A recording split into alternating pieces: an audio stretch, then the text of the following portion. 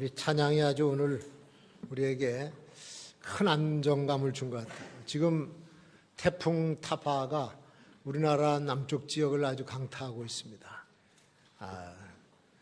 우리 사는 세상에도 이런 태풍처럼 불의의 폭풍이 막 몰아치고 거짓의 또 죄악의 폭풍이 몰아칠 때 주님이 우리를 평안 가운데로 인도해 주실 거예요.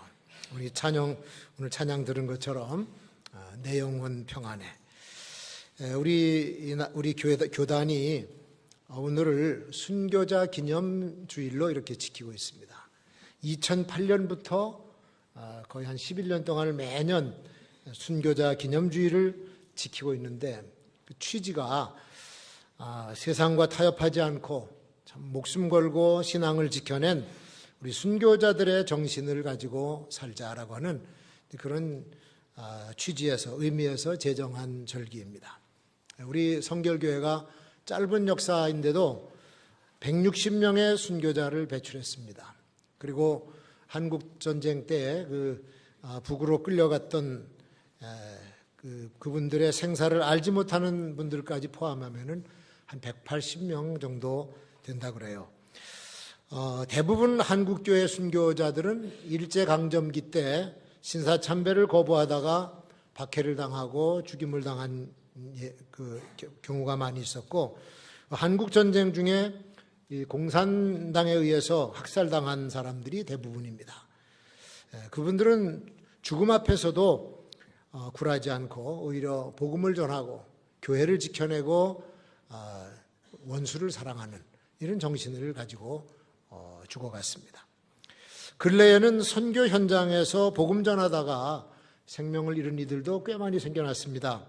전에 소개했던 그 강호빈 선교사는 해양대학교 졸업하고 선장까지 했었는데 그거 다 내려놓고 중국의 연길에서 해양대학교 안에서 젊은이들을 가르치고 또 그 지역의 농촌을 살리는 운동을 하고 또 탈북자들을 돕는 그런 사역을 하다가 어느 날 북한 공작원으로 보이는 두 사람에게 독침을 맞아가지고 사경을 헤매다가 일주일 만에 간신히 살아났어요. 그런데 불과 몇 개월 안 돼서 그 다음 해에 테러로 추정되는 교통사고로 끝내 숨지고 말았습니다.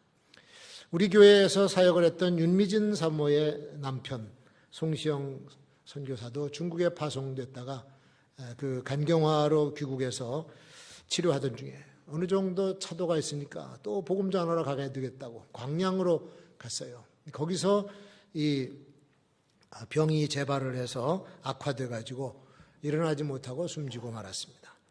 우리 교단의 부총회장이었던 정현성 장로라고 하는 분은 필리핀에서 재해구호 활동을 하는 중에 과로로 쓰러져서 또 순직을 하셨고, 우즈베키스탄 김동환 선교사, 볼리비아의 김봉래 선교사, 케냐의 주진국 선교사, 다 제 선배들인데 선교 현장에서 죽기까지 충성을 다한 복음의 사역자들이었었죠.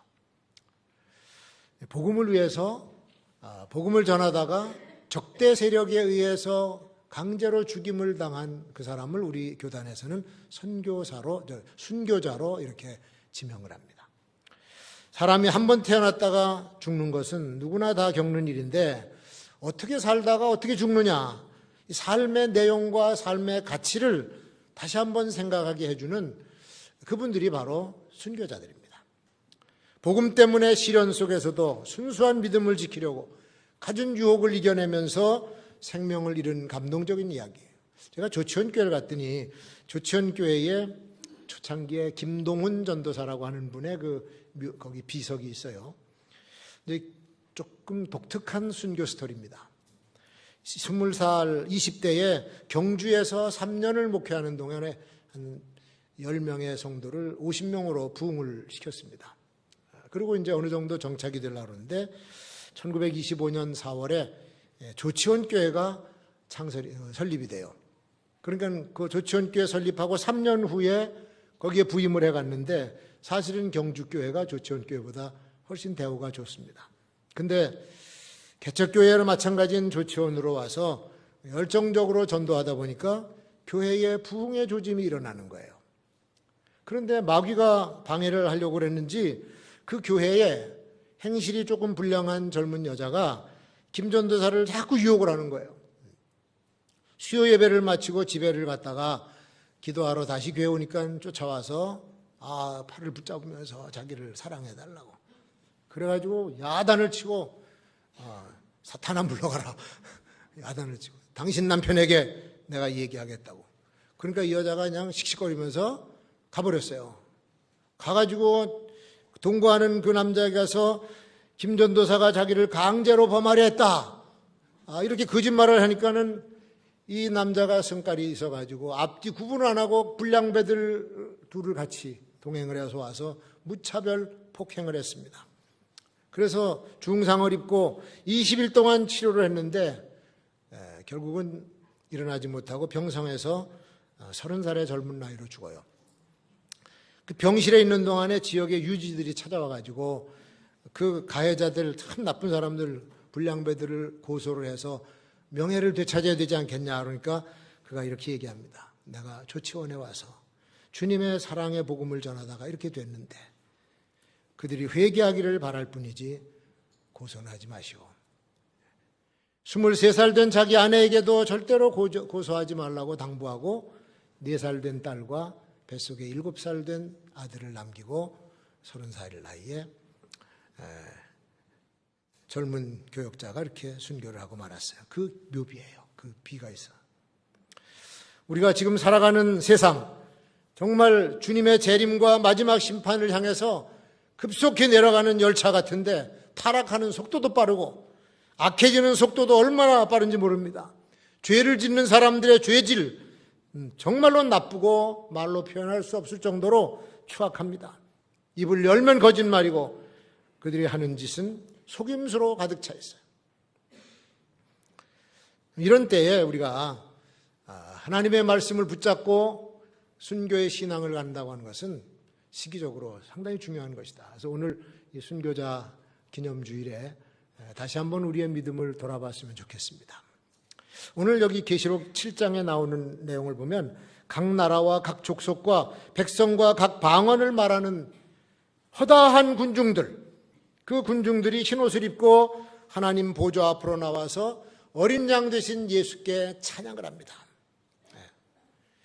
구원하심이 보좌에 앉으신 우리 하나님과 어린 양께 있도다. 사람이 셀 수 없을 정도로 많은 흰옷 입은 사람들이 쫙 모여서 찬양하는 모습 한번 상상해 보세요. 이 사람들이 도대체 누구며 어디서 왔을까? 여기 오늘 13절에서 그렇게 질문합니다. 24장로 중에 하나가 요한에게 물어봐요. 이 흰옷 입은 자들이 누구이며 어디서 온 줄 아느냐 하니까 요한이 대답합니다. 내 주여, 당신이 아시지 않습니까? 그러니까 그가 대답을 해줘요. 이들은 큰 환난에서 나오는 자들인데 어린 양의 피에 그 옷을 씻어 희게 한 자들이니라. 이 흰옷 입은 사람들은 4절에 언급한 14만 4천이라고 하는 것이 일반적인 해석입니다. 이들은 환난을 거쳐서 나온 자들이에요. 환난을 거쳐서. 예수님께서 제자들에게 종말의 때에 일어날 것을 예언하는 중에 이 대환난을 언급하셨습니다. 다니엘 선지자가 예언한 대로 멸망에 가증한 것이 거룩한 곳에 서는 것을 보거든 듣는 자는 보는 자는 깨달을진저. 하나님의 성전에 우상이 세워진다고 하는 얘기입니다. 그런데 실제로 이런 일이 헬라 시대에 수리아 왕 안티오쿠스 에피파네스에 의해서 이게 그냥 문자 그대로 실행이 됐어요. 여호와의 성전에다가 제우스 신상을 세워놓고 돼지를 잡아서 피를 뿌리면서 제사를 지내도록 유대교인들에게 그렇게 강요를 했습니다. 율법책 다 모아다가 불태워버리고 헬라 신을 섬기지 않고 유대교의 여호와께 제사를 드리면 지위고하를 막론하고 끌어다가 잔인하게 죽였습니다. 그래서 이 안티오코스 에피파네스를 적그리스도의 상징이다라고 얘기해요. 그런 비슷한 종류의 지도자들이 가끔 나왔어요. 나폴레옹 같은 또 독일의 나치 히틀러, 전부 아주 잔인한 살인자들입니다. 앞으로 등장할 이 마구의 하수인 아주 잔혹한 적그리스도의 상징. 날이 갈수록 시대는 악해지고 마귀가 자기 때가 얼마 남지 않은 것을 알고서는 이제 하수인을 내보냅니다. 역사 속에 등장시키는데 이게 바로 적그리스도예요. 그가 나타나게 되면 이 세상은 대환란을 맞이하게 되는데 마태복음 24장 21절에 예수님께서도 그걸 말씀했어요. 이는 그때에 큰 환란이 있겠습니다. 큰 환란이 있겠습니다. 창세로부터 지금까지 이런 환란이 없었고 후에도 없으리라. 전무후무한 대환란이 앞으로 온다는 얘기죠. 거짓 그리스도들과 거짓 선지자들이 일어나 큰 표적과 기사를 보여 할 수만 있으면 택하신 자들도 미혹하게 하리라. 성도들을 미혹하는 거예요.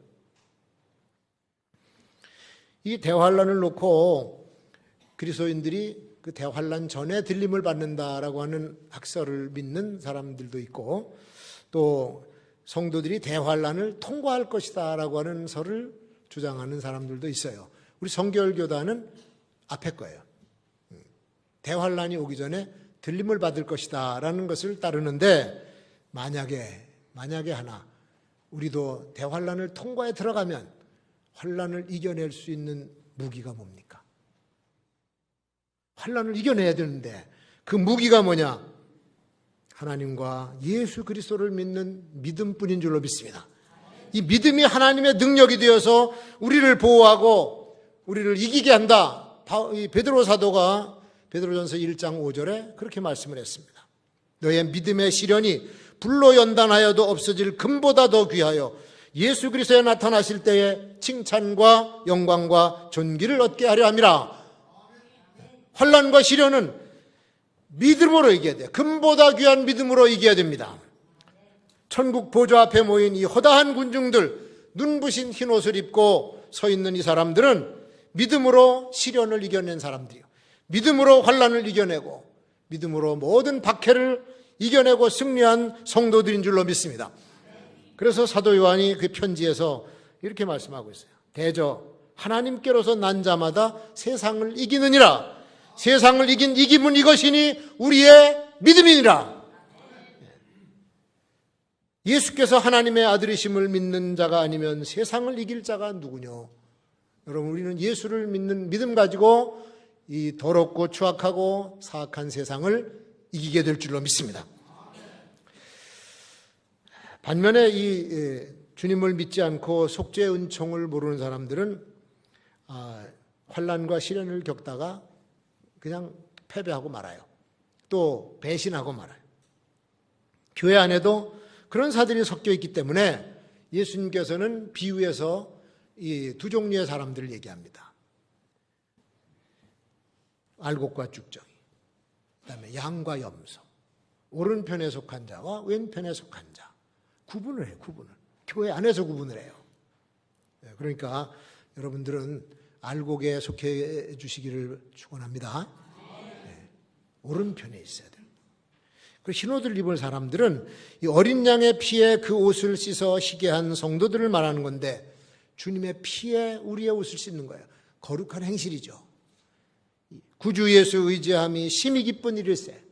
주를 믿는 나의 마음을 그의 피에 적시네. 주님의 피에 우리가 적심을 받고 깨끗함을 입은 주님의 성도, 거룩한 성도들인 줄로 믿습니다. 그래서 순교자들은 믿음으로서 환난을 이겨낸 사람들이고 시련을 이긴 믿음의 승리자들이에요. 그런 사람들이 주님 맨 앞에 서게 되는 거죠. 자, 오늘도 이 순교자들의 신앙을 본받아서 우리 닥치고 있는 이 환난과 시련들을 다 이겨내시는 승리하는 성도들 되시기를 주의 이름으로 축원합니다. 두 번째, 흰옷 입은 사람들은 뭐 하는 사람들이냐? 우리나라 사람도 흰옷 굉장히 좋아해요. 그래서 백의 민족이라고 그래요. 백의 민족. 근데 앙드레 김도 좋아했어요. 흰옷 입고 다녔어.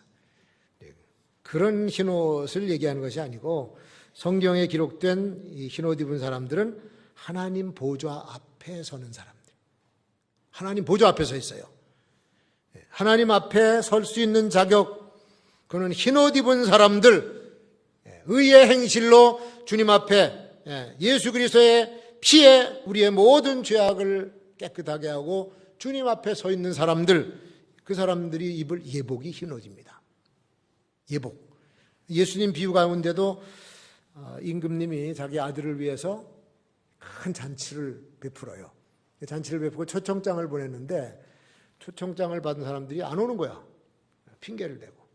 나는 밭을 샀으니까 아무래도 그것 때문에 가야 되겠고, 소를 한 결이 샀는데 소도 한번 시험을 해봐야 되겠고, 나는 장가를 들어서 못 가고, 핑계를 대면서 못 오니까 임금님이 굉장히 서운하고 화가 났어요. 그래서 종들을 불러서 너희들은 지금부터 밖에 나가서 길거리에 있는 사람들을 다 초청을 해라. 지위고하를 막론하고 다 초청하라 그랬더니 잔치 자리에 손님들이 가득해졌습니다. 근데 재미난 얘기가 나와요. 임금이 손님을 보려고 나왔는데 많은 손님들 중에 예복을 입지 않은 자가 있었어. 그에게 찾아가서 너는 어찌하여 예복을 입지 않았느냐? 그러니까 대답을 못해요. 유구무원이거늘. 그러니까 옆에 있는 종들을 시켜서 저놈을 당장 결박해서 밖으로 집어내던자라. 초청할 때는 언제고 쫓아낼 때는 언제야. 그리고 하신 말씀이 14절에 청함을 받은 사람은 많되 택함을 받은 사람은 적으니라. 많은 사람들이 초청받아 와요. 우리 교회 안에도 많은 사람들이 와서 앉아 있습니다마는 택함을 받은 사람이 돼야 될 줄로 믿습니다. 그 택함 받은 사람들이 예복을 입고 흰 옷을 입고 하나님을 찬양하는 사람, 어린 양 예수를 찬양하는 그런 사람들입니다. 그러니까 예배는 아무나 드릴 수 있는 게 아니에요. 우리가 예배 드리러 올 때 일주일 내내 세상에서 죄 짓고 더러운 마음 가지고 이렇게 살다가 예배 드리러 오면은 그냥 지저분한 모습 그대로 예수님 찬양하겠어요? 씻음 받아야 돼, 씻음. 그래서 참회를 하는 겁니다. 참회. 여기 본문 15절부터 17절에 보면은 그러므로 그들이 하나님의 보좌 앞에 있고 또 그의 성전에서 밤낮 하나님을 섬기매 보좌에 앉으신 이가 그들 위에 장막을 치시고 저희가 다시 줄이지도 아니하고 목마르지도 아니하고 해나 아무 뜨거운 기운에 상하지도 아니하리. 이는 보좌 가운데 계신 어린 양이 저희의 목자가 되사 생명수 샘으로 우리를 인도해 주시고 우리의 눈에서 모든 눈물을 씻어 주실 것입니다. 하나님께서 완전 보장해 주는 사람들이 바로 이 사람들이에요. 우리 주님으로부터 이런 보장을 받아야 돼요. 그러니까 믿음으로 환난을 통과하고 승리한 성도들은 하나님께서 100% 책임져 주시는 분이에요. 그리고 그분을 영원토록 찬양하면서 하나님의 자녀가 누리는 부족함이 없는 행복감을 누리게 될 줄로 믿습니다. 예수 믿지 않고 악을 행하는 사람들은 지 하고 싶은 대로 세상에서 하면서 살죠. 자기 하고 싶은 대로 다 해요. 권세 있고 돈만 있으면 갖고 싶은 거 다 가질 수 있고 아무리 못된 짓을 해도 다 묻어버릴 수가 있고 남을 속이고 괴롭히고 온갖 짓을 다 해도 돈 가지고 다 처리하더라고. 전에 어떤 재벌 총수가 지 아들 때렸다고 때린 놈을 붙잡아다 놓고 야구방맹으로 아주 흠신 두들겨 팼어요. 그리고 돈다발 몇 개 던져주고 가버렸어. 그냥 아무 소리 안 하고 끝나버렸어. 그게 얼마가 되는지 모르지만 합의고 뭐고 없어요. 너무 돈을 많이 주니까 그냥 끝나버리고 두들겨 맞고 끝나버려요. 맥값이야. 예수가 없이 살아도 잘 사는 것 같고 행복한 것 같이 보이지만 천국에 대한 소망도 없고 지옥에 대한 공포도 없이 하루하루 마음껏 즐기면서 삽니다. 근데 그게 몇십 년 못 가요. 몇십 년 못 가. 가지고 있는 재물 다 쓰지도 못하고 그 못 쓰고 죽는 것이 아까워서 더 살아보려고 병원에 가서 뭐 수면 연장에 대한 치료도 하고 약을 써보고 안간힘을 써보지만 그래도 그것도 몇 년뿐이야. 여러분 예수 믿는 사람들은 세상에 살면서 우리가 이렇게 구차하고 지저분하게 살 것이 아니에요. 정말 하나님의 자녀로 거룩하게 살아야 될 줄로 믿습니다. 흰옷 입은 성도가 되어야 돼. 흰옷 입은 성결의 능력이 지금도 세상의 유혹을 이겨낼 수 있고 세상의 시련을 이겨낼 수 있는 줄로 믿습니다. 이 성결이 앞으로 임할 대환란 때를 능히 통과하고 이겨낼 수가 있어요. 오늘은 예수 믿는 믿음 안에서 살려고 하면 핍박을 받는다고 디모데후서에 말씀하고 있습니다. 여러분, 우리 성결교단의 상징 마크가 뭔지 아세요? 백합화야. 백합화 한 송이가 있고 주변에 가시덤불이 이렇게 꼬여 있는, 그게 우리 마크예요. 백합화는 바람이 불면 흔들리면서 옆에 가시에 찔려. 그러면 향기가 진동을 해요.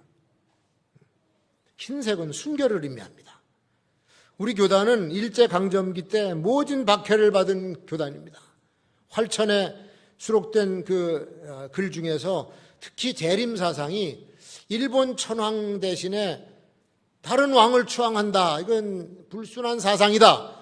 그래가지고 이 일본 총독부 당국에서 이거를 하지 못하도록 자꾸 제재를 가했습니다. 그러다가 전쟁이 막바지에 이르는 1943년 5월 24일에 예배 금지령을 내립니다. 성결교회에 대해서 예배 금지령. 그러더니 그해 9월에 전국 성결교회 폐쇄령까지 내렸어요. 그러고는 건물과 토지를 몰수하기 시작을 했습니다. 공식적으로 12월 29일, 그해 12월 29일에 성결교회 해산을 해버려요. 교회 갈 수도 없고 못 박아서 교회 들어갈 수도 없고 성결교 교인들이 흩어져 버렸어요. 그러고는 한 1년 남짓 있다가 1년 반쯤에 8.15 해방을 맞았죠. 해방이 8월 15일 날 해방을 맞는데 9월 첫 번째 주일 날, 9월 첫 주에 300여 명의 신자들이 신학교 강당에 모여서 눈물로 재흥 예배를 드려요. 그리고 그해 11월 9일에 재흥위원회를 발족해가지고 이제 군정에 들어갔으니까 군정에 들어가서 몰수됐던 재산을 되돌려 받으려고 위원들이 활동을 하고 일본 측에다는 손해배상을 청구해서 이렇게 하면서 교회를 재흥하기 시작했고, 그렇게 해서 이 50년대 60년대 성결교회가 급속도로 다시 부흥하고 발전하게 됩니다. 핍박을 이겨내고 가시밭대 백합화를 피워낸 우리 성결교회 교우들은 여러분 긍지를 가지고 눈부시게 빛나는 흰 세마포 예복을 준비하는 성도들이 되시기를 주의 이름으로 축원합니다. 자, 그리고 흰옷 입은 성도들은 예수님을 사랑하고 그분을 증거하는 사람들이에요. 순교자들은 다 예수의 사람이었습니다. 이게 역사편찬위원회에서 책자를 이렇게 만들어서 전국 교회에다가 다 이제 배부를 하고 또 판매를 하는데, 여기에 기록된 모든 그 순교 역사가 여기 기록이 되어 있어요. 각 교회. 기회 되시면 한번 사서 보시고 또 제가 소개를 간간히 하겠습니다. 그렇기 때문에 이 죽으면서도 교회를 지켰고, 죽으면서도 그 예수 그리스도의 복음을 전하고, 여기 나오는 문준경 전도사, 저 정도에 가면은 문준경 전도사의 기념관이 있습니다. 문준경 전도사가 1950년 10월 4일 날 순교를 당하는데, 그 공산당이 들어와서 붙잡아요. 그리고 사람들을 같이 묶어가지고 죽이러 갯벌로 가는데, 가면서 그럽니다. 나는 죽여도 좋으니 내 자녀들, 소위 성도들, 이 사람들은 다 살려주시오. 그러니까 공산당이 여기 아주 그대로 쓴 그대로 뭐라고 얘기하냐면, 너는 반동분자를 낳는 씨암탉이다. 그러니까 너는 마땅히 죽어야 된다 해가지고 죽창으로 찌르고 뭐 칼로 찌르고 하고 나중에 총을 쏴서 죽여요. 많은 교회들이 이 전도사님의 영향으로 거기 섬의 교회들이 세워졌습니다. 중동리교회라든지 이런 교회들이 세워졌어요. 찔려 죽으면서도 주님의 복음을 지켰던 사람. 또 우리나라에 처음으로 와서 순교당한 영국 선교사인 토마스 선교사가 런던 선교회, 런던 미션 소사이어티에 소속이 돼서 중국으로 파견을 돼요. 중국으로 파견돼서 선교 활동을 하다가 미국의 상선인 제너럴 셔먼호가 이제 조선에 들어와서 교역을 하려고 중국에 왔어요. 부항이라고 하는 거기 들어와 있는데, 그때 이제 조선에 같이 갈 사람을 찾다가 이 통역 겸 그 안내하는 사람으로 토마스 선교사를 지명해서 데리고 가려고 합니다. 1866년이죠. 7월 달에 출항을 하면서 자기를 파송한 런던 선교회로 편지를 써요. 나는 상당한 분량의 책과 성경을 가지고 조선으로 떠나는데 조선 사람들이 환영할 것을 생각하니까 가슴이 부풉니다. 선교회에서도 이 성경 복음을 전하기 위해서 떠나는 저를 인정해 주시면 좋겠습니다. 그리고 떠나는 거예요. 그러니까 토마스 선교사는 조선 선교를 낙관적으로 봤습니다. 근데 가보니까 전혀 상황이 정반대예요. 실제 상황은. 그 편지 받은 런던 선교회에서 이게 미국 상선을 타고 들어가는 것은 옳지 않다. 그래서 답장을 써요. 거기 머린스라고 하는 총무가 답장을 써요. 무장한 선박, 상선이지만 무장을 하고 있었습니다. 무장한 선박을 타고서 조선으로 가는 것은 위험을 자초하는 것이고 당신은 임지를 떠나는 의무를 저버리는 것이기 때문에 빨리 북경으로 돌아와서 임무에 복귀하시오. 그 편지를 써보내는데 편지가 도착하기도 전에 벌써 항구를 떠난 거예요. 제너럴 셔먼화. 그리고 8월 9일 날 떠난 그 배가 일주일 후에 대동강 입구의 용강 주영포에 도착을 합니다. 거기서 이제 평양으로 그 강으로 타고 들어가야 되는데 그때 조선이 쇄국 정책을 썼어요.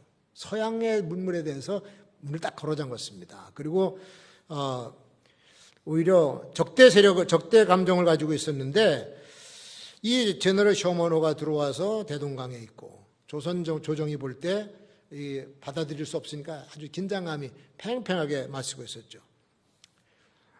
그때 그 평양에 한사정에 정박한 배가 조선 조정을 향해서 통상을 요구합니다. 좀 강압적으로 요구를 했어요. 감정이 나쁜데 아주 강압적으로 요구하고 그 다음에 그걸 만류하러 온 그 조선의 중군인 이헌익을 그대로 억류를 해버립니다. 그러고는 군인들한테 총을 쏴서 상처를 입혀.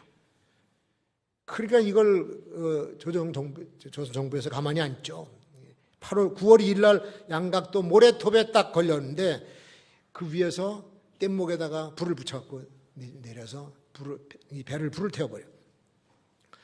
거기서 이제 승선자들 전부 끌어다가 참수형을 시키고 토마스 선교사도 성경 몇 권을 가슴에 품고 물로 뛰어들어서 헤엄쳐 나왔어요. 근데 대동강변에서 붙잡아서 참수를 시킨 겁니다. 그때 그 칼을 든 형집행자였던 박춘권이라고 하는 사람한테 성경을 전해주는데 그 박춘권이라고 하는 사람이 나중에 증언을 해요. 근데 그 증언을 토마스 목사전이라고 오문환 씨가 쓴 책에 이게 나와요. 내가 서양 사람을 죽이는 중에 한 사람을 죽인 것이 지금 생각해도 이상한 감이 있다. 내가 그를 찌르려고 할 때 그는 두 손을 마주잡고 무슨 말을 한 후, 당시의 말이죠. 무슨 말을 한 후 붉은 배를 입힌 책을 가지고 웃으면서 나에게 받으라고 권하였다. 그러므로 내가 죽이기는 했으나 그 책을 받지 않을 수가 없어서 받아왔노라. 이렇게 이제 짧게 기록을 했습니다. 근데 그때 그 성경을 가지고 온 성경을 받은 사람 중에 얼마 되지 않아서 평양의 유력한 신앙 가문들이 이 사람들을 통해서 일어나요.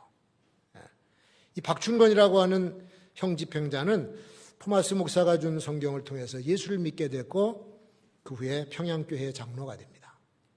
그리고 장사포 홍신길은 서각교회를 세우고 석호정의 만경대의 최치량은 평양교회를 창설한 인물이 되고 다 그 성경을 받은 사람들.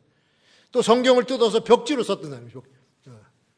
다 뜯어서 벽지로 벽을 도배를 했는데 그 벽지로 썼던 영문주사 박영식의 집이 평양 최초의 교회인 널다리 예배당으로 되어버렸어요.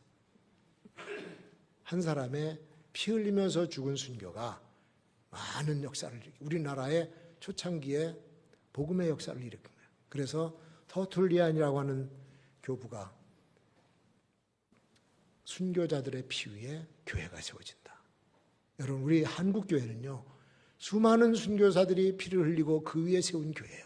그래서 교회가 급성장을 하면서 강한 교회가 되고 지금도 전 세계에 복음을 선교하는 우리 한국교회가 된 줄로 믿습니다. 순교자의 신앙을 본받아서 여러분 우리가 끝까지 이 패역한 세대에도 우리 믿음을 순수하게 지키고 흰옷 입은 성도로서 주의 복음을 전파하는 우리 금곡교회 성도들이 되어야 될 줄로 믿습니다. 기도하겠습니다.